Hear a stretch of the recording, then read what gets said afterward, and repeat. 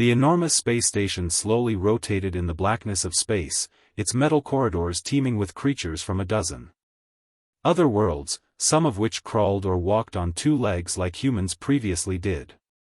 They all came to discuss the galaxy's issues, floating or moving in ways that didn't seem feasible. Ambassador Zara, who was identified as a Centurion by her blue skin, stood in the front of the large conference room. A map of the cosmos was displayed on a large screen behind her. One little area was highlighted in red with. She told the assembly, "There are warning signs everywhere. The Sol system has been silent for 313 years. The voice sounded composed but solemn. We have sent signals and probes, but nothing returns. The humans have left, and Captain Jake Morrison is at the rear of the room. He was the only individual there with a human appearance, although even he had changed since his forefathers had departed. Long ago on Earth, they interbred with other species and underwent centuries of transformation. Jake's mind worked, his bones were stronger, and his eyes were more acute than those of elderly people. Quicker, but he could still recall the tales his grandmother had told him about the Blue Realm from where humans originated. Chancellor Vorth murmured from Goodridden, and the large alien's forearms waved as he. From the moment they left their home, humans were troubled, they were constantly battling, inquiring, and desiring. Jake's chest grew angrier, but he remained silent because he was only a cargo. The discussion went on for hours, and no one gave a damn about his opinions. The aliens discussed territory boundaries, mining rights, and trading routes. They had split the cosmos between. Some species had developed while humans remained mute in their own system. Wealthy, some had become influential, and everyone had become content without. Dar. Lisa Park did not attend the meeting because she was far away from the people who could cause difficulties. Distant on a planet that was formerly inhabited by humans but is now dead, it was frigid. Grass grew through the crevices in the streets, and wild creatures dwelt in deserted cities. Lisa painstakingly excavated the remains of what was once a library in the structures that people had called home.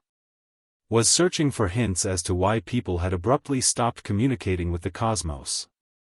Her instruments were compact and accurate. Every scrap of paper, plastic, or metal could reveal something significant to her. She discovered a data storage device hidden beneath. An ancient but functional wall fell, and Lisa connected it to her. Day 1247, she waited while words slowly displayed on her handheld computer. Of the fantastic project, the file started. The isolation field is nearly finished, and we will soon be disconnected from the rest of the. We are too weak and dispersed, according to the Galaxy Council, and this is the only way. Lisa's heart raced more quickly because she was too eager to appease people who saw us as nothing more than functional animals. After 5 years of seeking, she finally uncovered a real clue, which she read on the other. Species believe they are so far along that they understand the universe completely, but they are mistaken. Forgotten what it is to develop, to transform, to become something new, as they quarrel about the fragments of the current situation. We shall transform into something they can't. Consider that the file ended there. Lisa looked for more, but the gadget was too harmed, but she still had enough because people hadn't gone extinct or destroyed themselves. They had purposefully remained secret, but why and what had they been up to all this time? Following the conclusion of the conference, Jake Morrison strolled through the silent corridors back aboard the space station. The majority of the. He paused at a viewing window since the station felt deserted and chilly and the aliens had returned to their ships or rooms. And gazed at the stars somewhere beyond the military installations, mining communities, and commerce routes. Earth and all the other worlds where humans once lived were part of the Sol system. What had transpired? Jake had attempted to visit them once when he was younger. Were any of them still alive? Was younger and more naive. Before someone stopped him, his ship had approached the system within 10 light years.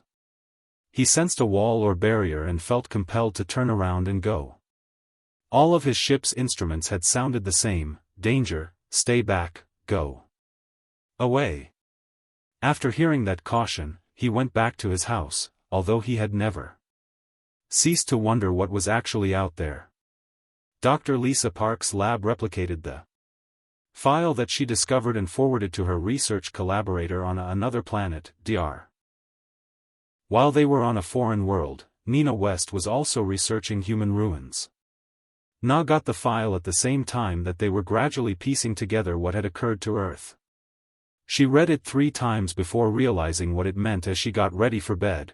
The humans had not disappeared by accident, they had intended to vanish. Nonetheless, the file also added that it discussed evolving into something new that other species could not fathom. What did? That implies that after 300 years of complete isolation, what may people become? Na looked.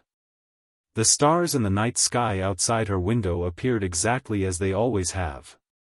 However, Earth was waiting somewhere among them, and perhaps even humanity remained alive and continued to develop into whatever they had intended to become. After 3 millennia of thinking that humans were extinct, the galaxy's other species had developed.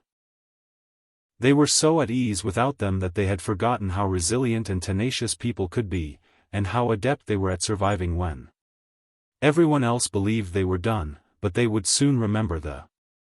At precisely the same time, an energy wave that traveled faster than light struck every planet and ship station in the cosmos.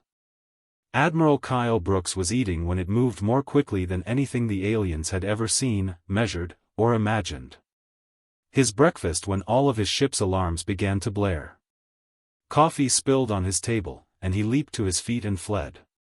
His crew had already arrived at the bridge, looking at screens displaying incomprehensible data. What happened? Kyle said.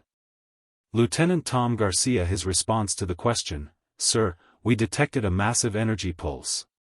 It came from the Sol system and traveled across the entire galaxy in less than 3 seconds, he said, his voice trembling.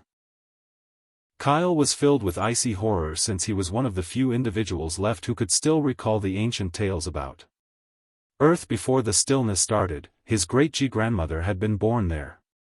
She used to tell him about the oceans that extended into the horizon, the lush grass, and the blue skies. "Show me."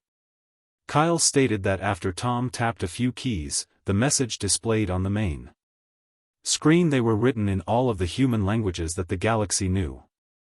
Foreign languages, including extinct ones that haven't been spoken for millennia.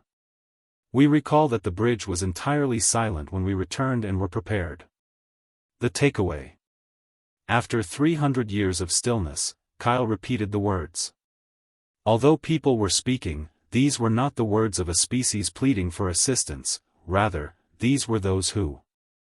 The statements were lost, afraid, or sorry, came from those who had a plan on. Every hallway and room in the Galactic Council station was chaotic, and aliens fled, talking loudly back and forth while displaying excitement by swinging their